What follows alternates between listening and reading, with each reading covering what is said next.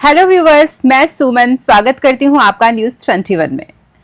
आज हम आपको एक खास मेहमान से मिलवाने जा रहे हैं जो कि आपको और ज़्यादा नॉलेज देंगे योग के बारे में। योग हम सभी ने सुना है, प्राचीन काल से चलता आ रहा है और हमारे भारत का एक बहुत ही अहम हिस्सा रहा है। हम सब जानते हैं कि योग हमारी दिनचर्या के लिए बहुत ज़रूरी है, हमारी लाइफ को हेल्दी बनाने के लिए बहुत ज़रूरी है। ये जो छोटी छोटी चीज़ें हैं ये तो हम सब जानते हैं, लेकिन विस्तार से इसके बारे में हम जानेंगे हमारे मेहमान से जो कि हैं समीरा। स्वागत करती हूँ अपने प्रोग्राम में समीरा का। हेलो समीरा, नमस्ते। कैसी हैं आप? जी मैं बहुत बढ़िया, आप कैसे हैं? मैं बहुत बढ़िया। मैं चाहती हूँ हमारे दर्शकों को आप अपने बारे में कुछ बता। जी मैं योगा जब मैंने स्टार्ट किया उससे पहले की जर्नी मेरी बिल्कुल अलग है और बाद की जर्नी बिल्कुल अलग है। मैं झुंझुनू के एक छोटे से गांव चिड़ावा से 14 के बाद से बिलोंग करती हूँ जी। और मेरे फादर पुलिस में हेड कांस्टेबल हैं और मदर मेरी हाउसवाइफ है। एंड इस छोटी सी फैमिली से मैं आई एंड मेरे फैमिली की इच्छा थी कि मैं रीट का एग्ज़ाम क्लियर करके टीचर बनूं, लेकिन मेरा इन सब में बिल्कुल भी कोई इंटरेस्ट नहीं था। Then I got introduce with yoga and तो योगा में कैसे आए आप? कैसे आपने ये मतलब आपने अपनी डेली रूटीन में ये एक अलग करने का कैसे सोचा कि मुझे योग करना है? जी मैं एक जॉब कर रही थी और उस जॉब से अलग होने के बाद में I was looking for some time जहाँ मैं कोई ऐसी एक्टिविटी कर सकूँ जहाँ मैं बाहर जाऊँ। मुझे योगा बहुत टाइम पहले से ही करना था, जैसे कि मैं जानती थी योगा के क्या बेनिफिट्स हैं। तो मैं इस विचार के साथ बिल्कुल नहीं गई थी कि मैं इसको लाइफ टाइम के लिए अपनाऊंगी। आई जस्ट वांटेड कि मैं एक ट्राई दूं कि क्या होता है। मैंने बहुत सुना था इसके बारे में। देन जब मैं वहाँ पे पहुँची तो मुझे जो शांति मिली, जो पीस मिली मुझे मेरे अंदर, तो मुझे लगा कि ये अपना जो ज्ञान है और ये जो शांति है मुझे दुनिया के साथ क्यों नहीं शेयर करना चाहिए। इससे अच्छा काम और कोई क्या हो सकता है कि आप सेवा करो। जी बहुत बढ़िया। समीरा, आप योगा टीचर हैं तो मैं चाहूंगी आप हमारे दर्शकों को बताइए कि आपने शुरुआत कहाँ से की, ट्रेनिंग कहाँ से ली और अब आप कैसे ट्रेन कर रही हैं? जी मैंने ट्रेनिंग RYTT ऋषिकेश से ली और अभी मेरा छोटा सा स्टूडियो मैंने मालवीय नगर में सोल योगा बाय समीरा के नाम से खोला है। जी उसमें मैं स्टूडेंट्स ट्रेन करती हूँ। मेरी मॉर्निंग और इवनिंग क्लासेज रहती हैं। तो मेरा मोटो रहता है मेरी क्लास का कि सबको वेलकमिंग इन्वायरमेंट मिले, जो भी मेरे स्टूडेंट्स आते हैं, और सबके लिए एक समान जैसा व्यवहार हो, एक समान जैसा इन्वायरमेंट हो। दूसरा क्या है कि आज के ज़माने में लोगों में होप्स ख़त्म हो गई है। People are very hopeless, tremendously hopeless. So hope पे काम करने के लिए लोगों को डीप रीजन नहीं पता है कि why they are feeling hopeless. उनको फिटनेस चाहिए, किसी का स्पाइन में दर्द है, दे आर रियली बहुत ही इस चीज़ में कंज्यूम हो गए हैं कि अपनी लाइफस्टाइल में चलते चलते अपने मेंटल स्ट्रेस पे वर्क नहीं कर पा रहे हैं। तो मेरा मेन मुद्दा रहता है कि मैं उनके मेंटल वर्क पे काम करूं, उनके माइंड पे काम करूं। फिजिकल बॉडी पे तो काम करते ही हैं आसना में, साथ में मैं जैसे मैंने एक छोटा सा लाइब्रेरी अवेलेबल कराया है बुक्स का, ताकि उनके फिलोसॉफी का उनका नॉलेज बढ़े। मेडिटेशन है जिससे कि उनके जो सोल की जो कहते हैं जो भूख है, जो सोल की ज्ञान की भूख होती है, विजडम की होती है ना, नॉलेज की होती है। तो उसके लिए मैं फिलोसॉफी की क्लासेस कराती हूँ महीने में 2। एंड ब्रेथ वर्क जो होता है कि जो हमें जो हम जानते ही हैं कि जो हमारा जीवन के लिए जो हमारा श्वास है उस पर हम ब्रेथ वर्क से काम करते हैं। बाकी फिजिकल बॉडी के लिए आसना। समीरा, जैसे आपने बताया कि आप मानसिक जो है उस पर भी काम करती हैं, मानसिक पीस के लिए भी और योग भी। तो ये योग और मेडिटेशन क्या अलग है या दोनों एक दूसरे का हिस्सा हैं? अलग नहीं है, दोनों एक दूसरे का हिस्सा है मैं ये कहूँगी। बिकॉज हाँ जी, अकेला योग इज़ लाइक आप एक एक्सरसाइज की तरह एक फिजिकल बॉडी पे आप काम कर रहे हो। जब तक आप मेडिटेशन और ब्रेथ वर्क नहीं कर रहे हो, ये आपकी बॉडी पे पूरा काम नहीं है। क्योंकि ब्रेथ वर्क मैं थोड़ा सा डिटेल में जानना चाहूँगी। जी आपका जो लाइफ फोर्स है, जो श्वास हमारी अंदर चल रही है, जो कि हमारी वाइटल एनर्जी है, उसको हम ब्रेथ वर्क बोलते हैं। तो जो आप श्वास ले रहे हो उस पर आप काम नहीं कर रहे हो, तो आपका जो फिजिकल बॉडी पे ओनली काम है वो अधूरा है। तो ये श्वास जो हम ले रहे हैं तो उस पर काम कैसे करें? काम ऐसे कर सकते हैं बहुत सारे, जैसे उज्जाई ब्रेथ है, भ्रामरी है, अनुलोम विलोम है, नाड़ी शोधनम है। तो ये सब से हम क्या करते हैं कि हमारी बॉडी में नॉर्मली जो हम ब्रेथ लेते हैं, हम सही ब्रीदिंग भी नहीं जानते हैं। जैसे कि सही ब्रीदिंग से आपका मतलब? जी, सही ब्रीदिंग से मेरा मतलब है कि जैसे हम मोस्टली शोल्डर से ब्रीदिंग कर रहे होते हैं, या चेस्ट से ब्रीदिंग, शैलो ब्रीदिंग कर रहे होते हैं हम होलो, जिसकी हम कहते हैं कि खोखली ब्रीदिंग। जो हमारी मेन ब्रीदिंग होनी चाहिए हमारी बेली से, बेली ब्रीदिंग होनी चाहिए, जो कि एक बच्चे की होती है ना। तो हम वो ब्रीदिंग सिखाते हैं जिससे कि आपका स्ट्रेस दूर होता है। क्योंकि आपने देखा होगा कोई भी आदमी गुस्से में होता है तो अपने उसके शोल्डर्स ऐसे तन नहीं जाते हैं कि जो कोई बात कर रहा होता है ना। एक शांत आदमी के शोल्डर्स हमेशा डाउन रहेंगे। तो बेली ब्रीदिंग से आपका स्ट्रेस दूर होता है। साथ में आपका जो लाइफ फोर्स, जो एनर्जी है श्वास, उसके भी आपकी बॉडी में आपके 72,000 नाड़ियां हैं बॉडी में, इवन इससे भी ज़्यादा। तो आपके पॉसिबल नहीं है ये रीजन कि आप जो श्वास ले रहे हैं कि हर नाड़ी में आपका श्वास का जो एनर्जी चैनल है वो आपके हर जगह तक पहुँचे और आप बीमार ना रहें। तो हम योगा के थ्रू कोशिश करते हैं कि आपकी पूरी बॉडी में मतलब वो संचार हो उस ऊर्जा का, जिससे कि आप बीमार ना पड़े।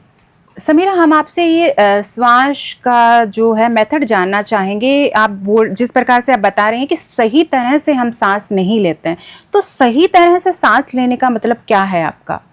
सही तरह से मेरा सांस लेने का मतलब है कि जो हम सांस ले रहे हैं वो हमारे स्टमक तक जाना चाहिए सांस। पर हम किन्हीं कारणों से, काफ़ी सारे लोगों को तो पता भी नहीं होता है कि जो हम सांस ले रहे हैं वो हमारा कंप्लीट नहीं जा रहा है, मतलब बेली तक नहीं जा रहा है, बेली ब्रीदिंग नहीं है, हम शोल्डर ब्रीदिंग कर रहे हैं, चेस्ट ब्रीदिंग कर रहे हैं। तो हम ये भी सिखाते हैं कि आपको बेली ब्रीदिंग कैसे करना है। जी। तो बेली ब्रीदिंग का मतलब लंबे सांस हुआ या कुछ अलग टेक्निक है उसकी? बेली ब्रीदिंग का मतलब हुआ कि इसको हम 3 पार्ट में सिखाते हैं, योगिक ब्रीदिंग बोलते हैं, जैसे shoulder breathing, chest breathing and abdominal breathing. तो पहले तो तीनों में अंतर बताते हैं कि अंतर क्या है, देन आप सीख जाते हो तो उसके लगातार प्रैक्टिस से आपको बेली ब्रीदिंग सिखाया जाता है, कि जो कि आपके स्ट्रेस के लिए, आपके लिए, इन सब चीज़ों के लिए बहुत अच्छा है। आपके इमोशनल रेजिलियंस के लिए, जैसे जो लोग बहुत ज़्यादा इमोशनल हैं उनके माइंड इमोशंस पे काम करने के लिए, नो अटैचमेंट उसके थ्योरी के लिए। ओह अच्छा, मतलब नो अटैचमेंट भी है योगा के अंदर? जी जी बिल्कुल। आई एम नॉट सेइंग कि belly breathing is for non attachment, I am saying कि breath work yoga is for non attachment. Non attachment से आपका क्या मतलब है? मतलब हम जो इमोशनल लोग होते हैं वो ज्यादातर यही होता है कि किसी से बहुत ज्यादा कनेक्ट हो जाते हैं, और वो जब हम उनसे दूर होते हैं किसी भी वजह से, तो हम अपने आप को बहुत ही दुखी महसूस करते हैं, बहुत ही पीड़ित महसूस करते हैं। तो क्या ये वो वाला डिटैचमेंट जो उसी है की बात हो रही है वहाँ पे, इसकी भी बात हो रही है, जो मैटरनल चीजों से हमारा अटैचमेंट है ये उसकी भी बात हो रही है। तो हम जब देखो, ये तो प्रकृति का नियम है, जो चीज आती है लाइफ उसके साथ ही उसकी डेथ भी आती है, उसका जाना भी आता है। तो अब जब हम प्रकृति के नियम को नहीं स्वीकारते हैं, उसके खिलाफ जाने की कोशिश करते हैं, एक्सेप्टेंस नहीं रखते हैं, तो हमें तकलीफ होती है। तो हमें पहले से ही हमारी प्रैक्टिस ऐसी होनी चाहिए कि हमें अटैचमेंट में नहीं रहना चाहिए, क्योंकि it gives us pain and suffering. ये तो अभी जैसे आप योगा में गई हैं तो आप ये कह पा रही हैं कि अटैचमेंट नहीं रखना चाहिए, लेकिन हम जैसे आम इंसान जो होते हैं वो अटैचमेंट रखते हैं, जुड़ जाते हैं। मतलब इवन अगर मैं मेरी बात करूं तो मैं बहुत इमोशनल पर्सन हूं। मेरे पास तो अगर मेरा कोई पेट भी होगा तो उससे बहुत अटैचमेंट है मेरा। तो ये आप कैसे मतलब कैसे कर सकते हैं कि आप बोल रहे कि शुरू से ही अटैचमेंट नहीं रखना चाहिए? जी जी, देखो, अटैचमेंट नहीं होना चाहिए, केयर एंड लव होना चाहिए।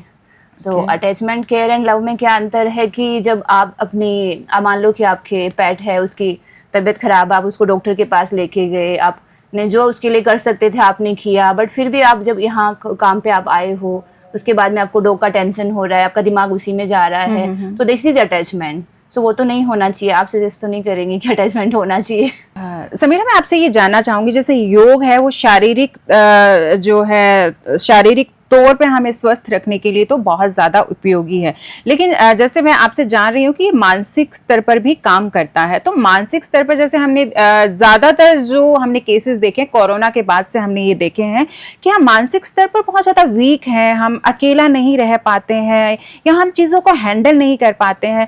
तो मैं आपसे चाहूँगी कि आप हमारे दर्शकों को ये बताएं कि मानसिक तौर पर हम अगर योग करने नहीं भी जा सकते हैं तो हम घर पे ही ऐसा क्या करें कि मानसिक स्तर पर हम स्ट्रॉन्ग बन सके?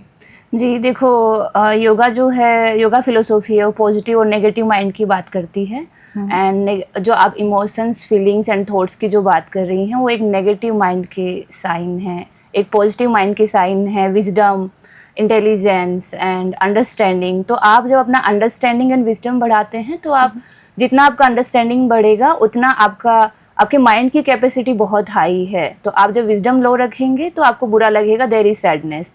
सो जब आप जितना विजडम बढ़ाएंगे through books, through podcast, knowing about your mind and everything.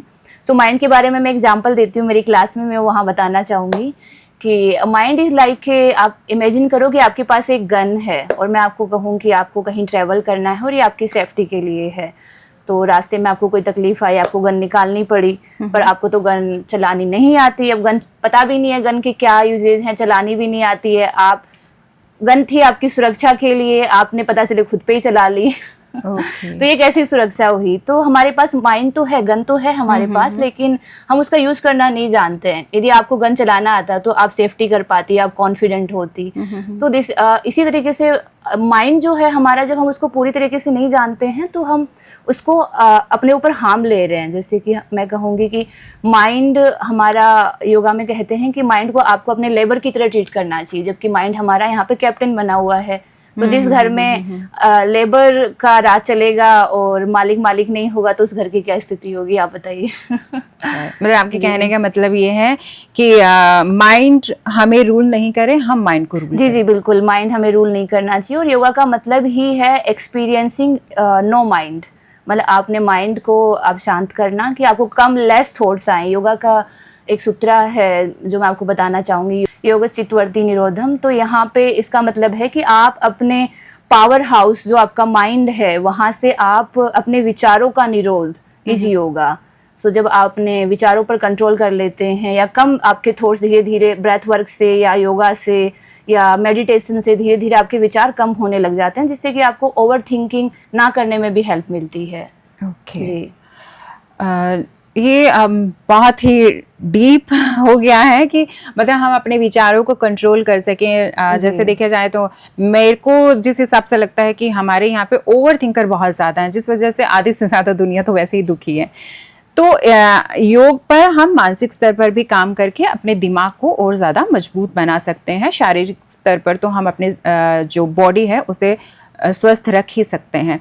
Samira, मैं एक बात आपसे और जानना चाहूँगी कि हमने शारीरिक बात कर ली, मानसिक बात कर ली, अभी जो है कि योग के फायदे और तरीके से भी बताए जा रहे हैं कि इससे आप 10 साल ज्यादा जवान दिख सकते हैं। फेस योगा का एक ट्रेंड चल रहा है, तो ये किस हद तक सही है? जी देखो, मैं ये कहूँगी कि जवान दिखने वाली बात तो बायोलॉजिकल क्लॉक की है। जब आपकी दैनिक दिनचर्या अब सही हो जाती है, आप अच्छा खाते हैं, अच्छा विचार करते हैं, अच्छा स्लीप लेते हैं, if you have right sleep at right time and right schedule, you will be healthy. So रही बात फेस योगा की, तो फेस योगा का ट्रेंड है अभी चलन में। तो मैं कहूँगी कि ये बात काफी हद तक सही है कि आप बायोलॉजी क्लॉक अपने पीछे जा सकते हैं और अपनी एज कम कर सकते हैं, मतलब रिवर्स कर सकते हैं। हम एज को रोक नहीं सकते, बट डिले कर सकते हैं। डिले कर सकते हैं, कि आपके इफेक्ट्स रहेंगे कि आपकी स्किन ग्लो करेगी, आपकी स्किन और बालों से, आपकी हेल्थ से, अपने बॉडी ऑर्गन्स की जब आप ये सब प्रैक्टिस से आप उनकी एज कम कर देते हैं। और दूसरा, आप जब थोड़ा आयुर्वेदा का नॉलेज भी अपने साथ अप्लाई करते हैं, तो ये और हेल्पफुल है, क्योंकि जैसा हम खाना खाते हैं वैसा ही हमारा बॉडी और माइंड होता है। तो खाने का क्या योगदान रहता है? मतलब आप योग के हिसाब से क्या राय देना चाहेंगे हमारे व्यूअर्स को कि खाने में हमें क्या कंट्रोल करना चाहिए, क्या खाना चाहिए, क्या नहीं खाना चाहिए? जी, मैं मेरे स्टूडेंट्स को भी बहुत ज़्यादा डाइट कंट्रोल पे नहीं रखती हूँ, जो कि मैं थोड़ा बहुत जो बताती हूँ वो आयुर्वेदा के हिसाब से बताती हूँ उनको। सो खाने के में 4 से 5 रूल है जो फॉलो होने चाहिए, जो मैं मानती हूँ। मिताहार होना चाहिए। मिताहार मतलब मैं 4 से 5 बताती हूँ, उनको एक्सप्लेन करती जाऊंगी देन। एंड देन जो क्वालिटी है फूड की, वो वाटर रिचनेस होनी चाहिए। मतलब आपके फूड में जितना पानी की मात्रा ज्यादा है, उतना आपका फूड आपके लिए अच्छा रहेगा। देन होता है कि आपको खाना कितना चाहिए। तो खाना आपको खाना चाहिए कि आपके पेट का 25% हिस्सा, बोले तो कि 1/4 हिस्सा आपका खाली रहना चाहिए, ताकि विंड सर्कुलेट हो आपके पेट में। वो जैसे बोलते हैं कि अगर आपको 3 रोटी की भूख है तो 2.5 खाओ। जी हाँ, 2.5 खाओ आप, बिल्कुल बिल्कुल। और उसके अलावा एक ये रहता है कि आपको अपने खाने के लिए ग्रेटफुल होना चाहिए कि जिन लोगों की वजह से आपके पास खाना पहुंच रहा है, जिन लोगों ने इतना मतलब काम करके एफर्ट्स करके आपके थाली में वो चपाती वो रोटी भेजी है, तो उस गॉड के लिए हमें ग्रेट होना चाहिए, उन लोगों के लिए। इससे क्या होता है कि जब हम खाने के लिए ग्रेटफुल रहते हैं तो एक सिफेलिक फेज होता है हमारी बॉडी में, जो कि एंजाइम रिलीज करता है 20% एंजाइम, जो हमारे खाने को डाइजेस्ट करते हैं। तो यदि हम खाने के लिए ग्रेटफुल नहीं हैं तो वो फेज ही हम मिस कर जाएंगे। शुक्राना करना बहुत जरूरी जी, शुक्राना करना बहुत जरूरी है। तो सिफेलिक फेज यदि रिलीज होता है तो हमारे बॉडी का खाने का डाइजेशन अच्छे से होगा, बॉडी को ओवरवर्क नहीं करना पड़ेगा खाने को डाइजेस्ट करने के लिए। जी समीरा, हमारे साथ जुड़ने के लिए आपका बहुत बहुत धन्यवाद। आपने बहुत अच्छे से हमारे व्यूवर्स को समझाया कि योग हमारे लिए कैसे महत्वपूर्ण है, हमारी डेली दिनचर्या में ये कैसे महत्वपूर्ण है। जी, थैंक यू सो मच।